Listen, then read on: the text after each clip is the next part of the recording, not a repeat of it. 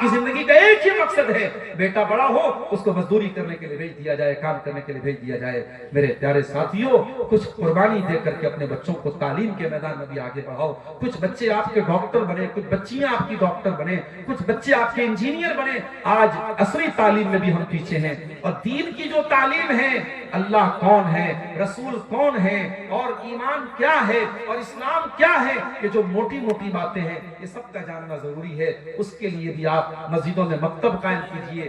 الفلاح academy جیسے ادارے جو آپ کے بچوں کو دنیا کے ساتھ ساتھ دین کی تعلیم دیتے ہیں، ان اداروں سے اپنے بچوں کو جوڑیے۔ میرے پیارے ساتھیوں، افسوس کے ساتھ کہنا پڑتا ہے آج دنیا کی تعلیم تو تھوڑی بہت ہم حاصل بھی کر رہے ہیں، مگر دین کی تعلیم میں بہت پیچھے ہیں۔ اللہ قرآن میں کہتا ہے یعلمون ظاہرا من الحیات الدنیا وہم عن الآخرۃ هم غافلون، کہ میرے بندے دنیا کی بہت نالج رکھتے ہیں لیکن آخرت سے بہت غافل ہیں، دین سے بہت غافل ہیں۔ میرے پیارے ساتھیوں، آپ دین کی جانکاری حاصل کیجیے۔ اس کے بعد چھٹی چیز، یہود و نصارہ کی اندھی تقلید۔ آج جو گانا وائرل ہو جائے فیس بک اور سوشل میڈیا پر، ہمارے چھوٹے چھوٹے بچے بھی گا رہے ہیں۔ جو کپڑا وائرل ہو جائے ہمارے گھر کی لڑکیاں بھی پہننے لگتی ہیں۔ آپ کے گھر میں لڑکیاں نقاب پہن رہی ہیں، نقاب میں بھی جو فیشن چل گیا، نقاب کے اوپر ماشاءاللہ لکھا ہے تو ماشاءاللہ والے نقاب بہت مارکیٹ میں آپ کو مل جائیں گے۔ اسلام کی شہزادی لکھا ہے تو شہزادی والے مائک جو ہے آپ کو نقاب بہت سارے مل جائیں گے۔ میرے بھائیوں، فیشن کے پیچھے مت جاؤ، آپ خود اپنا ایک فیشن بناؤ۔ میں کہتا ہوں اگر مسلمان نوجوان ڈھنگ کا لباس پہنے، ٹکنے کے اوپر اس کا کپڑا ہو، چاہے وہ پینٹ ہی پہنے، شرٹ ہی پہنے، کرتا پیجامہ پہنے، شیروانی پہنے، کیا یہ فیشن ہے؟ یہ جو فیشن آپ کا اسلامک فیشن ہے، آپ اپنے آپ کو ایسا بناؤ کہ دنیا آپ کو کاپی کرے۔ دنیا کو کاپی مت کرو میرے پیارے ساتھ۔ اللہ کے پیارے نبی فرماتے ہیں لَتَتَّبِعُنَّ سُنَنَ مَنْ كَانَ قَبْلَكُمْ شِبْرًا بِشِبْرٍ وَذِرَاعًا بِذِرَاعٍ، تم اپنے سے پہلے کے لوگوں کے طریقے پر چلو گے۔ اگر وہ ایک بتا چلیں گے تو تم ایک بتا چلو گے۔ بتا بوجھ رہے ہیں نا، سمجھ رہے ہیں نا؟ ایک بتا چلیں گے تو تم بھی ایک بتا چلو گے، ایک ہاتھ چلیں گے تو تم بھی ایک ہاتھ چلو گے۔ حَتَّى لَوْ سَلَكُوا جُحْرَ ضَبٍّ، اور اگر وہ کسی جانور کے بل میں چلے جائیں گے تو تم بھی بل میں چلے جاؤ گے۔ Happy new year. میرے فیس بک پر بھی دو چار لوگ مسلمان جڑے ہیں کشن گنج کے اور کہاں کے، دیکھا صاحب وہ ہیپی نیو ایئر منا رہے ہیں۔ ہیپی نیو ایئر منا رہے ہیں۔ ہیپی نیو ایئر کیوں منا رہے ہیں؟ بیگانے کی شادی میں عبداللہ کیوں دیوانہ ہو رہا ہے؟ نہ آپ کا کیلنڈر ہے، نہ آپ کا، اب چلو ٹھیک ہے آپ کے ملک میں یہی کیلنڈر چل رہا ہے، آپ تاریخ اسی میں لکھ رہے ہو، نوٹ کر رہے ہو، کوئی بات نہیں، لیکن آپ نیا سال منا رہے ہیں۔ اسلام میں کوئی نیا سال منانے کا کانسیپٹ نہیں۔ اسلام تو ہمیں یہ تعلیم دیتا ہے کہ ہر گزرتے ہوئے سال کے ساتھ ہم اپنے آپ کو ایویلویٹ کریں، اپنے آپ کو انالائز کریں، اپنا تجزیہ کریں، اپنے آپ کو جانچیں پرکھیں کہ ہمارے اندر کیا کمی ہے، کیا کوتاہی ہے، ہماری نیکیوں میں اضافہ ہوا کہ نہیں ہوا، ہماری کمیوں میں دوری ہوئی کہ نہیں ہوئی۔ ہم تو صاحب نیا سال منا رہے ہیں، تو ہم دوسروں کی نقل نہ کریں میرے پیارے ساتھیوں۔ اور اس کے بعد دو چیزیں اور بیان کر کے بات ختم کر رہا ہوں۔ عورتوں کا بگاڑ بھی ایک بہت بڑی وجہ ہے ہماری قوم کی تباہی اور بربادی کے پیچھے۔ آج ہماری عورتیں، معاف کیجیے گا، میں تو ذمہ دار مردوں کو ہی مانوں گا، اگر ہماری قوم کی بیٹیاں آج بے حیا ہوئی ہیں تو ایسا نہیں ہے کہ مرد حضرات وہ دودھ کے دھلے۔ اگر لڑکی بے پردہ گھوم رہی ہے تو اس بے پردہ لڑکی کو گھورنے والے اور دیکھنے والے مرد حضرات ہی ہیں۔ اگر لڑکی کسی کے ساتھ بھاگی ہے تو جس کے ساتھ بھاگی ہے وہ کوئی لڑکا ہی ہے۔ تالی ایک ہاتھ سے نہیں بجتی ہے میرے پیارے ساتھ۔ سماج اگر دشت ہوا ہے، سماج اگر خراب ہوا ہے، ہم صرف عورتوں کو بھی ذمہ دار قرار نہیں دے سکتے، ہم صرف مردوں کو بھی ذمہ دار قرار دے سکتے۔ آج ہماری گھر کی عورتیں جو بے پردگی ہمارے یہاں آئی ہے، جو محرم غیر محرم کا فرق ہمارے یہاں مٹا ہے، جو دیور بھابھی کے بیچ میں جو سیمائیں ہونی چاہیے وہ سیمائیں کیوں نہیں ہیں، جو جیجا سالی کے بیچ میں جو حدیں ہونی چاہیے وہ حدیں کیوں نہیں ہیں، ہمارے گھر میں پردے کا ماحول کیوں نہیں ہے، ہماری جوان ہونے والی بیٹی جب گھر سے نکلتی ہے تو بے پردہ کیوں نکلتی ہے، اس کو ٹائٹ قسم کے کپڑے کون لا کے دے رہا ہے، اسے بائک پر گھمانے بے پردہ کون جا رہا ہے۔ اکبر الہ آبادی نے بالکل صحیح کہا تھا، بے پردہ نظر آئیں کل جو چند بیویاں اکبر زمین میں غیرت قومی سے گڑ گیا، پوچھا جو ان سے آپ کا پردہ وہ کیا ہوا، کہنے لگی کہ عقل پہ مردوں کو۔ میری پیاری ماں بہنوں، میں آپ کو بھی یہی سندیش دینا چاہتا ہوں، آپ اگر نقاب میں نکلتی ہیں، پردے میں نکلتی ہیں، تو اپنے پردے کی لاج رکھنا۔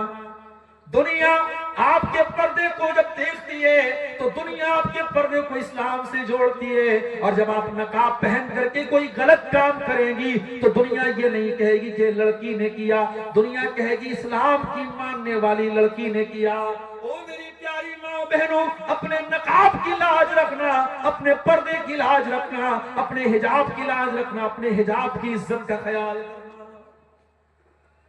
اپنے گھر سے جب بھی نکلنا تو نقاب اور پردے میں نکلنا، اور جب تک یہ پردہ ہے تمہارے اندر تو صرف ایک ڈریس اس کو مت سمجھنا، یہ پردہ ایک کلچر بتاتا ہے جو اسلام کا کلچر ہے۔ یہ پردہ دنیا کو یہ میسج دیتا ہے کہ آپ عزتدار گھر سے آپ کا تعلق ہے۔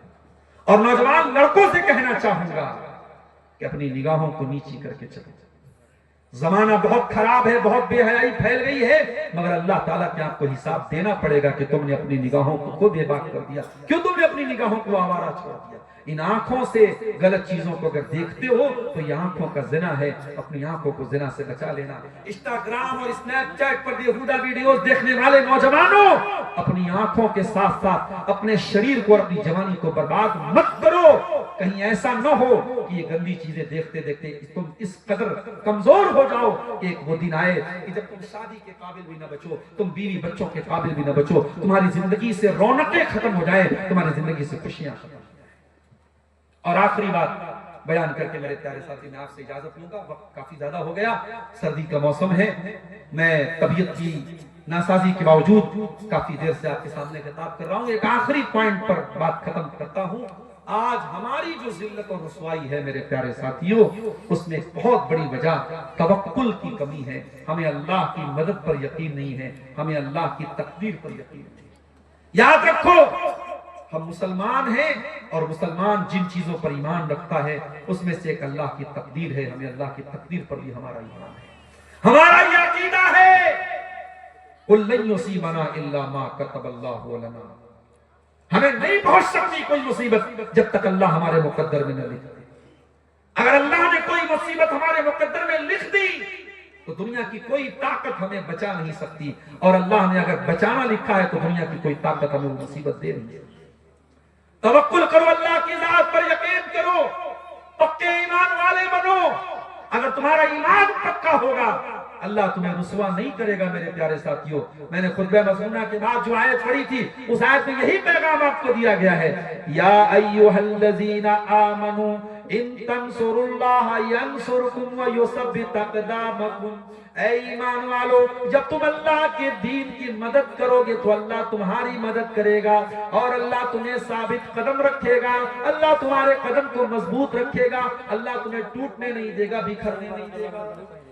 یاد کرو اپنے نبی کے دور کے حالات، کبھی آپ کے نبی غار ثور میں تھے اور دشمن بالکل قریب پہنچ چکا تھا، اور آپ کے نبی نے اپنی زبان سے کہا تھا حضرت ابوبکر صدیق سے، لا تحزن ان اللہ معنا، اے ابو بکر ڈرو نہیں، اللہ ہمارے ساتھ ہے۔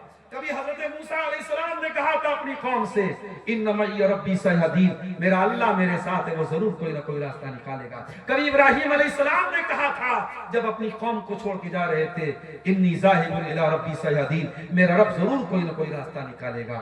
میرے پیارے ساتھیوں، آج سمندر میں راستہ آج بھی بن سکتا ہے، ہمارے پاس موسیٰ کے ایمان والا عصا تو ہو، موسیٰ کے توکل والا عصا تو ہو۔ اپنے توکل کو مضبوط کیجئے، اپنے ایمان کو مضبوط کیجئے، یہ کمزوری کی چادر اٹھا کے پھینک دیجئے، یہ ذلت اور رسوائی اور بزدلی کی چادر اٹھا کے پھینک دیجئے، بزدل نہ بنو، کمزور نہ بنو۔ اور میرے نوجوانوں، میں آپ کو میسج دیتا ہوں، طاقتور بنو، جم جاؤ، شریر کو بھی طاقتور بناؤ، صبح جلدی اٹھو، فجر کی نماز میں اٹھو، اللہ کے ساتھ اپنا تعلق مضبوط کر کے ایمان والی طاقت بھی پیدا کرو، جسمانی طاقت بھی پیدا کرو، پڑھ لکھ کر کے تعلیم کی طاقت بھی پیدا کرو، ہر اعتبار سے طاقتور بنو۔ اور جب ایک مسلمان طاقتور بنے گا تو وہ اپنی طاقت کا درپیوگ نہیں کرے گا، وہ طاقت کا غلط استعمال نہیں کرے گا، وہ کسی کیفے میں جا کے کسی بے قصور کو نہیں مارے گا، کسی کی موب لنچنگ نہیں کرے گا، کسی کی ہتیا نہیں کرے گا، کسی کے مذہب پر چھیٹا کشی نہیں کرے گا۔ جو سچا پکا مسلمان ہوگا تو اپنی طاقت کا کبھی مس یوز نہیں کرے گا. اس کی طاقت کا استعمال ہوگا تو ظلم کے خاتمے کے لیے ہوگا. اس کی طاقت کا استعمال ہوگا تو مظلوم کی مدد کے لیے ہوگا. اس کی طاقت کا استعمال ہوگا تو ظالم کے خلاف ہوگا. میرے پیارے ساتھیوں، طاقتور بنیے، دیش کے کام آئیے، کمیونٹی کے کام آئیے، سماج کے کام آئیے. آخری حدیث پڑھ کے بات ختم کر رہا ہوں. اللہ کے پیارے نبی نے فرمایا خیر الناس انفعهم للناس، لوگوں میں سب سے بہترین وہ ہے جو لوگوں کے لیے لابھ دائک ہو، جو لوگوں کو فائدہ پہنچاتا ہو. آپ دیکھیے آپ کی ذات سے سماج کو کیا فائدہ پہنچ رہا ہے. میرے پیارے ساتھیوں، یہ اسباب زوال امت کے موضوع پر چند باتیں آپ کے سامنے رکھی گئی، اس امید کے ساتھ کہ ہم اپنی کمزوریوں کو ٹٹولیں گے، اپنے گریبانوں میں جھانکیں گے اور ان کمیوں کو دور کر کے ہم اپنی اصلاح کریں گے. رب العالمین سے دعا ہے الہ العالمین ہمیں ایمان کی طاقت سے اور عمل کی طاقت سے اللہ تعالی ہمیں مالا مال کر دے. ہماری کمزوریوں پر ہمیں قابو پانے کی توفیق عطا فرمائے. الہ العالمین ہمارے نوجوانوں کی حفاظت فرمائے، ہماری خواتین کی حفاظت فرمائے. اللہ اس ادارے کو، الفلاح اکیڈمی کو اور معاذ ابی بن کعب کو اللہ تعالیٰ اور ترقی عطا فرمائے. جو اصحاب خیر اس ادارے کا، ان اداروں کا تعاون کر رہے ہیں، اللہ انہیں مزید ان اداروں کو مضبوط کرنے کی توفیق عطا فرمائے. اللہ ہمیں اپنے بچوں کو دینی تعلیم اور دنیاوی تعلیم دونوں میدانوں میں آگے لے جانے کی توفیق عطا فرمائے. رب العالمین جب تک ہمیں دنیا میں زندہ رکھے، اسلام پر زندہ رکھے اور ہمارا خاتمہ ایمان پر ہو. آمین. وآخر دعوانا ان الحمدللہ رب العالمین. والسلام علیکم ورحمۃ اللہ وبرکاتہ.